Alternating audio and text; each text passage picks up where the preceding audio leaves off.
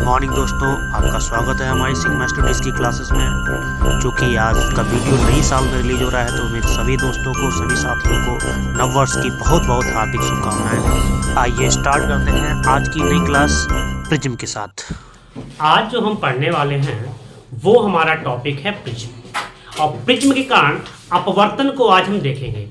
अपवर्तन के लिए हम सूत्र का निगमन करेंगे, यानी कि प्रिज्म का अपवर्तनांक क्या होता है, और प्रिज्म में जो विचलन हो रहा है प्रकाश की किरणों का, उस प्रकाश की किरणों का विचलन कितना होता है उसको आज समझेंगे। इस टॉपिक को समझने के लिए सबसे पहले जो जरूरी है वो है इसका डायग्राम समझना, और उस डायग्राम को समझने से पहले जरूरी है कि हमें प्रिज्म समझ में आए प्रिज्म क्या चीज है। ठीक है, तो प्रिज्म की जब हम किताब में आकृति देखते हैं तो इस तरीके से बनी होती है, उसमें सिर्फ फ्रंट का हिस्सा दिखाई पड़ता है, पर प्रिज्म ऐसा नहीं होता है। अगर हम प्रिज्म को देखेंगे एज ए गुटके के रूप में तो हमें दिखाई पड़ेगा कि प्रिज्म की आकृति कुछ इस प्रकार होती है, जिसमें 3 आयताकार सतह होती हैं। कौन सी? 1, 2 और 3। इसके बाद इसमें 2 त्रिभुजाकार सतह होती हैं, एक ये चौथी और एक पीछे 5वीं वाली। यानी कि प्रिज्म एक ऐसी आकृति है जिसमें 3 त्रिभुजाकार सतह है और 2 आयताकार सतह, 3 आयताकार सतह हैं और 2 त्रिभुजाकार सतह होती हैं।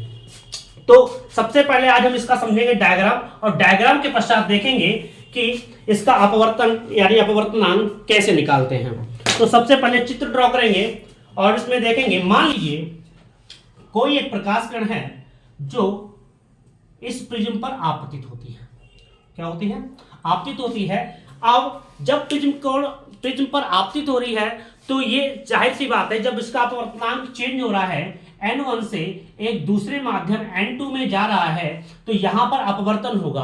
और अपवर्तन की परिभाषा कहती है कि जब किसी प्रकाश किरण का अपवर्तन होता है तो अपने मार्ग को बदल देती है।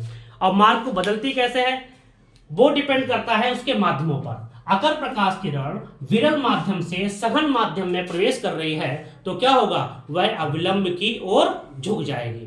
पर इसमें अविलंब क्या है? अविलंब को ड्रॉ करेंगे। अविलंब होता क्या है? अविलंब किसी भी सतह पर एक 90 डिग्री का कोण बनाता है। तो इसके लिए हम इसमें एक अविलंब ड्रॉ करेंगे जो इस वाली सतह पर, इसको नाम दे देते हैं ए, बी और सी।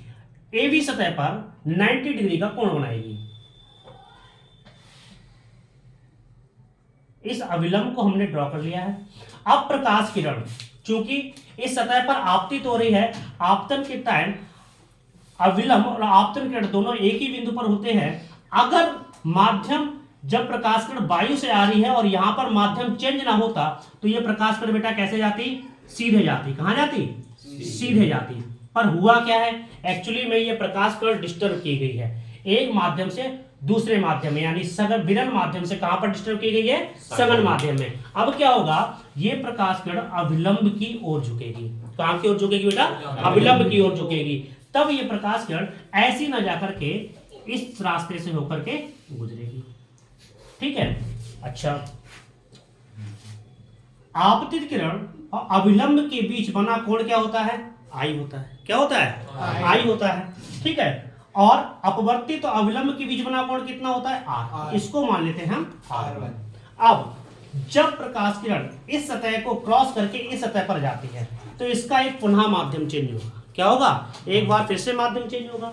माध्यम कैसा होगा? सघन से कहां पर जाएगी? विरल पे। यानी एक बार फिर से अपवर्तन होगा, और इस बार अपवर्तन सघन से कहां है? विरल माध्यम में है। और जब ऐसा अपवर्तन है तो प्रकाश किरण कहां की ओर मूवमेंट करती है? जब सघन माध्यम से विरल माध्यम में एंटर करती है तब प्रकाश किरण का क्या होता है? किस ओर झुकती है?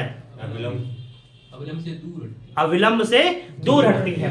तो अब सबसे पहले क्या है? जरूरी ये है कि हमें क्या ड्रॉ करना है? अविलंब ड्रॉ करना है। ठीक है। तो इस सतह के लिए अविलंब कहां पर होगा? इसको हम ड्रॉ करते हैं, जो ए बी ए सी सतह पर क्या होगा? 90 डिग्री पर आपतित होगा। कितने डिग्री पर आपतित होगा बेटा? 90 डिग्री पर आपतित होगा। इसको हमने ड्रॉ कर लिया। ठीक है। अब ये अविलंब है। अगर मान लीजिए ये सतह ना होती, ये सतह ना होती तो प्रकाश किरण कैसी जाती बेटा?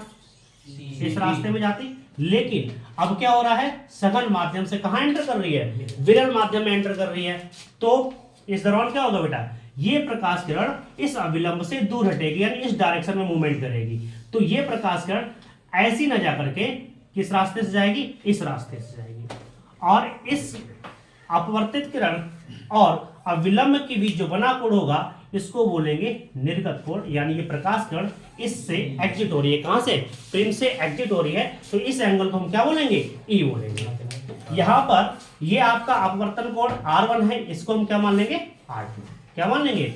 R2। अब हम इस पूरे प्रिज्म को एक एक टॉपिक से,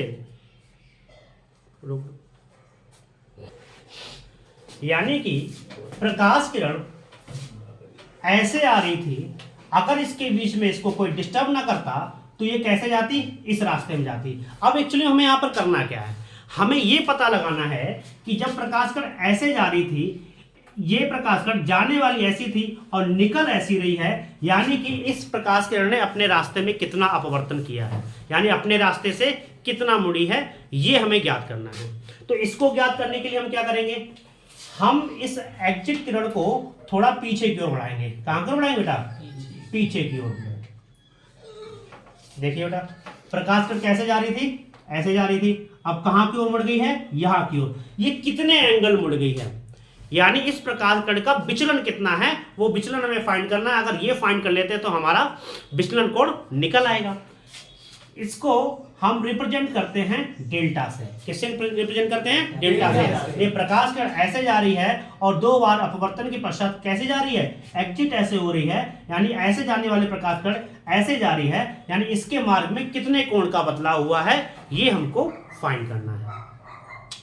तो इसको हम शुरुआत करते हैं, एक बार से डायग्राम समझ लेते हैं। मान लीजिए एक आपका प्रिज्म है, एक प्रकाश किरण आती है और इसका अपवर्तन होता है। तो पहले प्रकाश किरण आई है, आपतित हुई है, और ये अविलंब के साथ क्या हुआ? अविलंब की ओर झुकी है, तो प्रकाश किरण ऐसे में जाकर के इसका मार्ग कैसा हो गया? ये वाला हो गया है।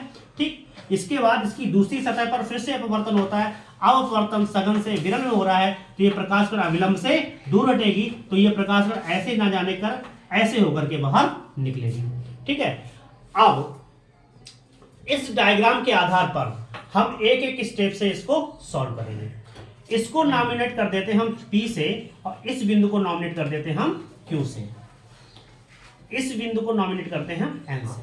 किससे कर देते हैं? N से। और किसी भी प्रिज्म की दो सतहें जिस एंगल पर मिलती हैं उस एंगल को कहते हैं प्रिज्म कोण। क्या कहते हैं? प्रिज्म कोण। इसे A से रिप्रेजेंट करते हैं। अगर आप देखें इस पूरे डायग्राम में आपको एक चतुर्भुज दिखाई पड़ रहा होगा, APN और Q। कौन सा चतुर्भुज? APN और Q।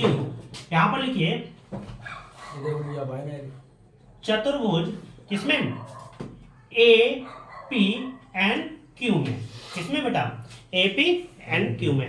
चतुर्भुज के चारों कोणों का योग होता है कितना है? 360 अंश। तो इसमें हम सारे एक एक करके एंगल देखेंगे। तो सबसे पहला एंगल कौन सा है? Angle A। कितना है? Angle A plus. इसके बाद एंगल कौन सा? Angle APN।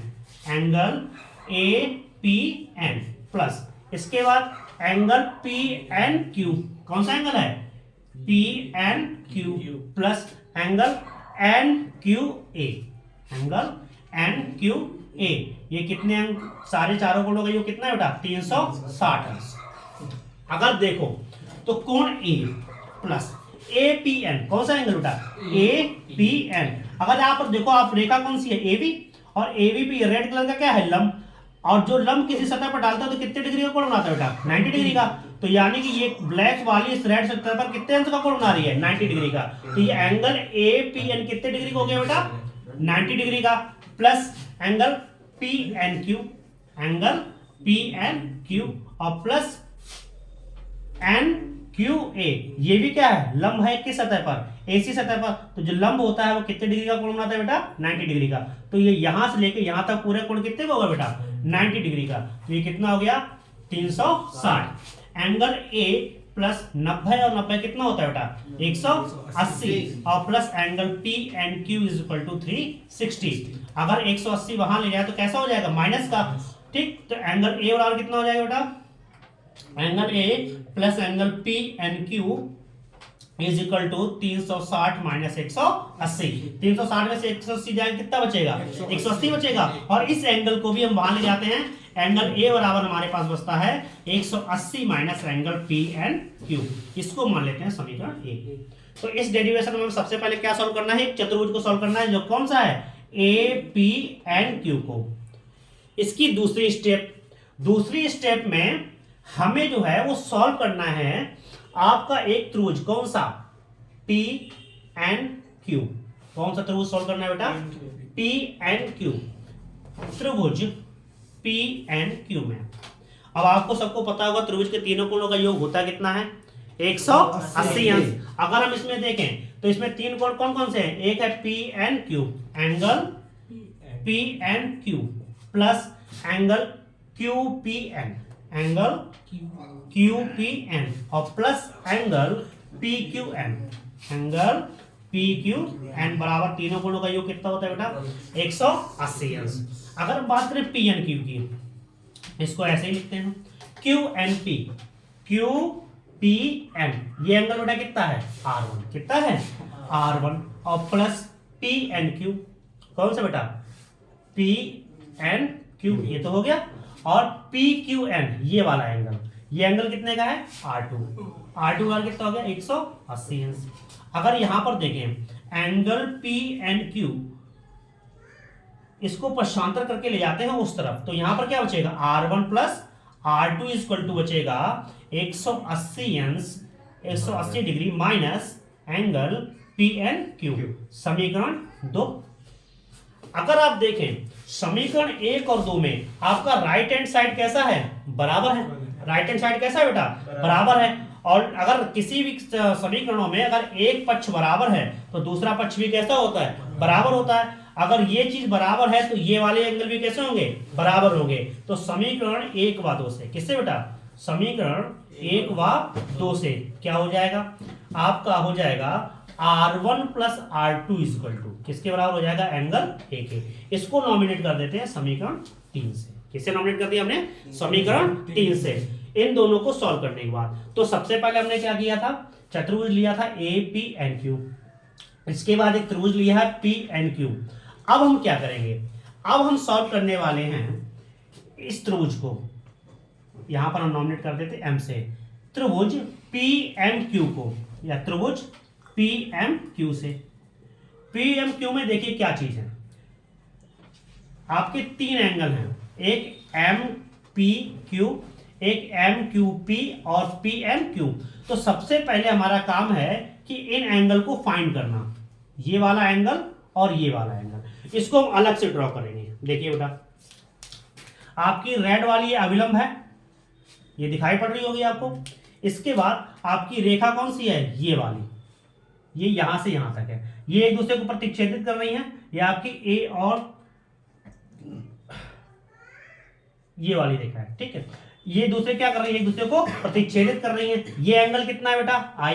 तो ये वाला पूरा एंगल कितने का हो जाएगा, आई का हो जाएगा, क्योंकि शीर्षाभिमुख के कोण कैसे होते हैं, बराबर होते हैं। ये अगर आई है तो ये पूरा कितना है, आई। लेकिन इसके बीच में आप ये देखिए, ये क्या कौन सा कोण बना हुआ है, R1। इसके आधे में एक कोण बना हुआ है, ये वाला कोण, ये कितना बना है, R1, कितना बना है।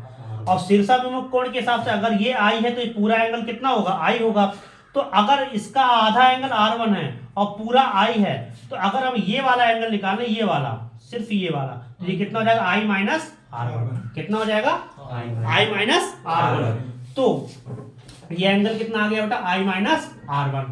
अगर हम इस हिसाब से इसको देखें तो ये वाला एंगल हो जाएगा E माइनस R2, कितना हो जाएगा, E माइनस R2। इसको हम अलग से ड्रॉ कर लेते हैं।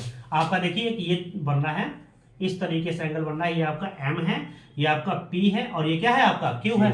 यहां पर ये एंगल कितना है, I माइनस R1 और ये एंगल कितना है, E माइनस R2 और आपका बाहर वाला एंगल कितना है, डेल्टा। ये फिर से आपने पहले वाले डेरिवेशन देख चुके हैं। यहाँ पर गणितीय रूल, मैथमेटिक रूल लगेगा, क्या लगेगा, यदि किसी त्रिभुज के दो अंतःकोण का योग, किन्हीं दो त्रिभुजों के अंतःकोणों का योग बाह्य कोण के बराबर होता है। अर्थात अगर इन दोनों कोणों को जोड़ दिया जाए, इन दोनों कोणों का योग बाह्य कोण के बराबर होगा, ठीक है। ये हम पहले वाले डेरिवेशन में देख चुके हैं। तो अगर ये है तो इसके हिसाब से हम क्या करेंगे, I माइनस R1 और प्लस E माइनस R2, ये किसके इक्वल हो जाएगा बेटा, डेल्टा के, किसके इक्वल हो जाएगा, डेल्टा के। अब यहां पर अगर इसको देखें तो आई और प्लस ई, यहां पर क्या है आपका, ये एडजस्ट कर लेते हैं, माइनस आर वन और minus R two equal to कितना है, डेल्टा।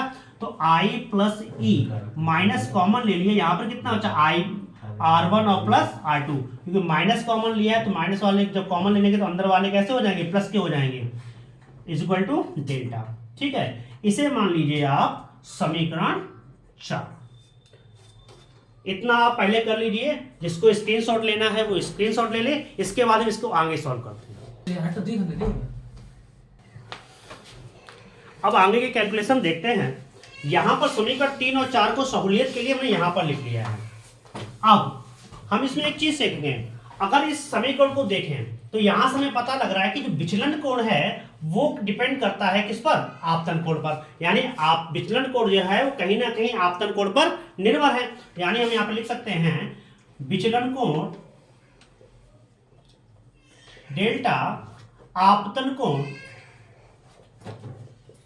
आई पर निर्भर करता है। आई पर क्या करता है बेटा, निर्भर करता है। इस कंडीशन के आधार पर अगर हम डेल्टा विचलन कोण और आई के बीच एक ग्राफ खींचे तो हमें इसका ग्राफ ऐसा मिलेगा, इस तरीके से। कहने का मतलब यह है, हमें इसमें एक ऐसा पॉइंट मिलेगा कि जो इनके बीच का सबसे न्यूनतम होगा, यानी कि आपतन कोण सबसे न्यूनतम होगा, इन दोनों के बीच का संबंध है वो सबसे कम होगा। ये कहता है अगर विचलन कोण सबसे कम है या न्यूनतम है, इस स्थिति में जब विचलन कोण न्यूनतम है, इस कंडीशन में यहां पर सारे एंगल बहुत ज्यादा छोटे होंगे। यानी कि न्यूनतम की कंडीशन में कि एक पोजीशन ऐसी है जहां पर विचलन कोण कैसा है, बहुत ज्यादा सूक्ष्म होगा। अगर ये सूक्ष्म की स्थिति है, सूक्ष्म की स्थिति में देखा जाए, यदि विचलन कोण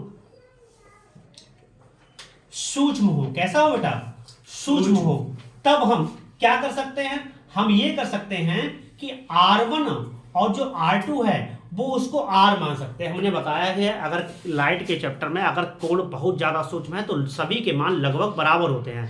इस कंडीशन में, सूक्ष्म की कंडीशन में हम जो है सभी कोणों को एक बराबर मान सकते हैं। तो यहां पर R1 और R2 हम किसके बराबर मान सकते हैं, R के बराबर, और जो एंगल I है उसको मान सकते हैं हम E के बराबर। यानी E की जगह हम I लिख सकते हैं, I की जगह क्या लिख सकते हैं, E लिख सकते हैं। ठीक है, और R1 और R2 की जगह हम क्या लिख सकते हैं, R लिख सकते हैं। अगर हम इस हिसाब से समीकरण 3 देखें, समीकरण 3 से R1 और R2 की जगह हम क्या लिख सकते हैं बेटा, R, तो R plus R equal to हो जाएगा एंगल A। तो R और R कितना होता है बेटा, 2R, 2R बराबर एंगल A, R और R कितना हो जाएगा, एंगल A बाई 2। क्या हो जाएगा, एंगल A बाई 2। इसको मान लेते हैं समीकरण 5। अगर हम समीकरण 4 से देखें, किससे देखें बेटा, समीकरण 4 से, तो यहां पर क्या होगा, डेल्टा इक्वल टू, ये किस कंडीशन में, मिनिमम की कंडीशन में, सूक्ष्म की कंडीशन में, तो मिनिमम इज इक्वल टू, ये क्या हो जाएगा बेटा, आई और प्लस इस ई की जगह हम क्या रख सकते हैं बेटा, आई रख सकते हैं, और माइनस इस R1 और R2 की जगह क्या रख सकते हैं, R रख सकते हैं। अच्छा, R1 और प्लस R2। अच्छा, अगर इसको अगर देखें समीकरण 3 से, समीकरण 3 से R1 प्लस R2 बराबर है कितना, एंगल A, तो इसकी जगह हम क्या रख सकते हैं बेटा, एंगल A। तो यहां पर हो जाएगा आपका मिनिमम I और I कितना हो गया, 2I माइनस इसके साथ हम इसको किसके बराबर लिख सकते हैं, R1 प्लस R2 को लिख सकते हैं एंगल A के बराबर।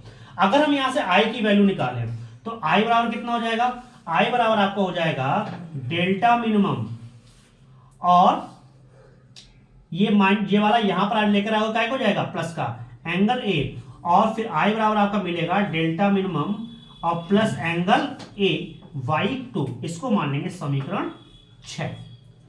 अब हम आएंगे इसके बाद स्नेल के नियम पर। किस पर आएंगे बेटा, स्नेल के नियम पर। स्नेल का नियम क्या कहता है, स्नेल के नियम से, स्नेल का नियम कहता है कि जो अपवर्तनांक है वो आपतन कोण की ज्या और अपवर्तन कोण की ज्या के अनुपात के बराबर होता है।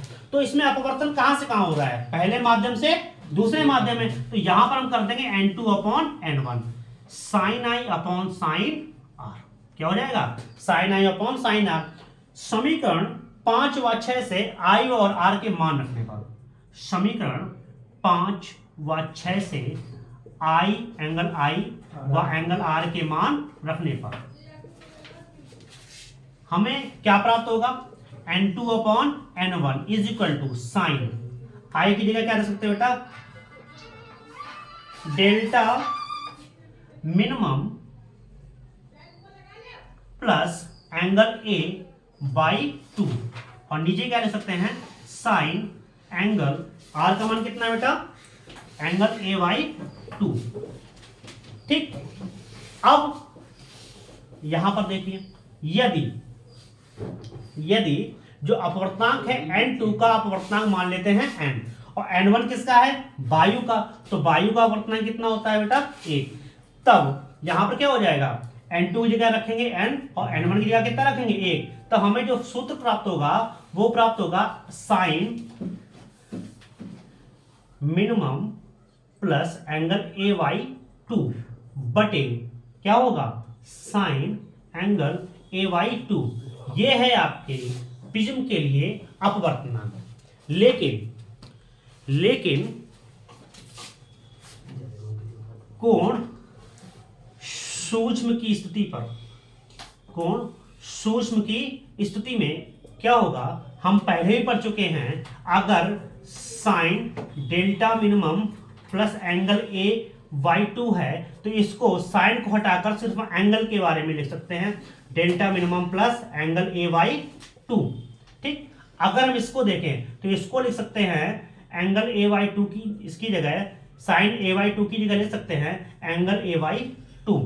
ठीक, पुनः n बराबर सूक्ष्म होने की स्थिति में इसको लिखेंगे delta minimum plus angle A by 2 upon angle A by 2, 2 से 2 कैंसिल आउट, इस एंगल ए का कहां गुणा होगा बेटा, इसके साथ होगा, तब N A is equal to हमें प्राप्त क्या होगा, मिनिमम और प्लस एंगल ए। ये उठाकर हम यहां ले आएंगे तो प्लस वाला काय को जाएगा बेटा, माइनस का, तब यहां पर क्या होगा, डेल्टा मिनिमम बराबर हमें प्राप्त होगा, यहां पर देखिए एन और ये ए यहां आएगा तो दोनों से ए कॉमन हो जाएगा बेटा, दोनों से क्या हो जाएगा ए कॉमन, तो हमें मिलेगा ए इंटू एन माइनस 1।